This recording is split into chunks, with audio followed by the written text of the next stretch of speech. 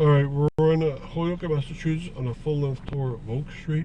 Oak Street starts in downtown and goes up to Oakdale neighborhood. To our left is Mitchell Field, an old field that used to be called Hampton Athletic Fields. And they put a baseball field and a football field in here. Baseball field is the opposite direction of what it used to be. It's now at the start of where Beach Street is. They had to change it around because the Muller Bridge came in. And to our right hand side is Avery Field, named after Mayor Nathan Avery. And he was a playground and parks commissioner for a long time. Then he became mayor. And he's the one that got the parks department started in Holyoke. And this is the first playground in Massachusetts ever. That's an incredible fact. Remember that most immigrants were coming off of farm environments. They were used to playing around on their farms in the backyard, and then they come in cities and they didn't have a place to play. And so he thought of, let's have playgrounds going. It's not the first playground in the United States, so that was in New York City. And to our right is a White House. The back of that White House, that's the gatekeeper's house that was in Pulaski Park, that was moved because they didn't need a gatekeeper on for 24 hours anymore. So they moved it right out there. Okay, now in order to get to Oak Street from its start, you have to get out of that area.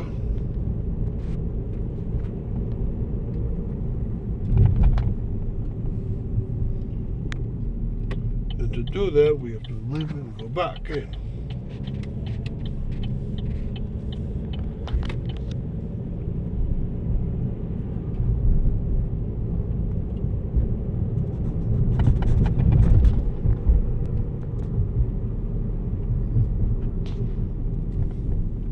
Oak Street comes out of Avery Field on our right hand side, and then it goes up where it's a two-way street now.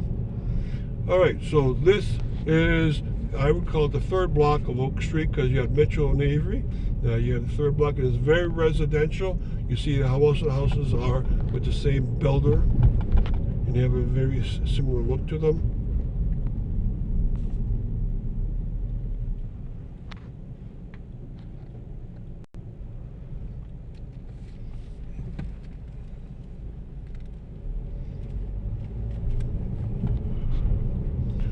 All right, now in this block up here, sure, it's residential on the right, but on the left-hand side, you used to have George Sinclair, the greenhouse owner. He was a florist, and he was great to Holyoke. He put for free roses and other flowers all around Holyoke, especially at Springdale Park. And he had taken over for his boss, and then continued this place, and also started up a place in North Holyoke in Smith's Ferry area where he had an enormous greenhouse. And so very peculiar. You'd have parks, then residential, and then you go into this greenhouse place that was very large. And now we're going to start with beautiful apartment complexes. Most of them have the name Oak to them, except the first one, which is our Azalea. And then you go Oak, Oakdale, Oakwood, Oakland, Oak Hill. That's all on the left-hand side. On the right-hand side, we're going to, and both on the left and the right, we're going to go into a block with a lot of gorgeous Victorian homes to them. Some have kept their great appearances, some haven't.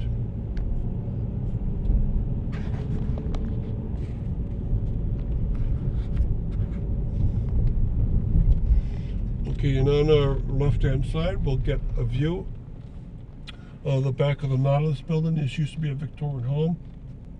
Had a small fire, and the owners decided at that time they'll build double the size, and it's now a gorgeous place. It housed the Nautilus magazine for about 90 years, and that magazine was the equivalent of a precursor to the New Age movement. And there they made one of the most successful magazines the world has ever seen, the Nautilus.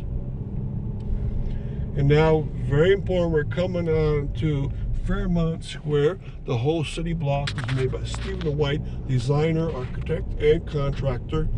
He made every one of the 12 homes on this street in a certain style. Every one of them had the ground floor facade being brick. The upper floors were very ornate Victorian. Some of them still hold that gorgeous style, some don't. On the street also was the founder of the Lovering School, Eddie Richards, and she started the Lovering School right across the street from where she lived. And that home is still here.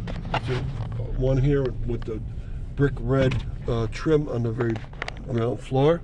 To our hard right, that's the first Lovering School. The second Lovering School moved up to Pleasant Street, and she lived right across the street. Her husband was a rich man. He was able to get a lot of resources going for her. All right, when we come up to, notice again, all blocks are different from one another. On this section of Oak Street, we're going back to one side, the left side being apartment blocks, and the right side being fairly simple homes.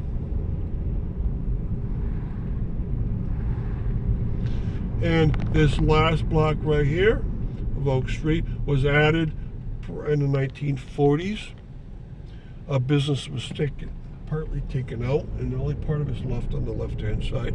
But you can tell the homes are Cape Cod and simpler for the most part, and so you can tell they probably came much later. Yes, 1940s. So that's the end of Oak Street. We're coming to West Franklin, and so thank you for coming on this Oak Street tour of Holyoke, Massachusetts.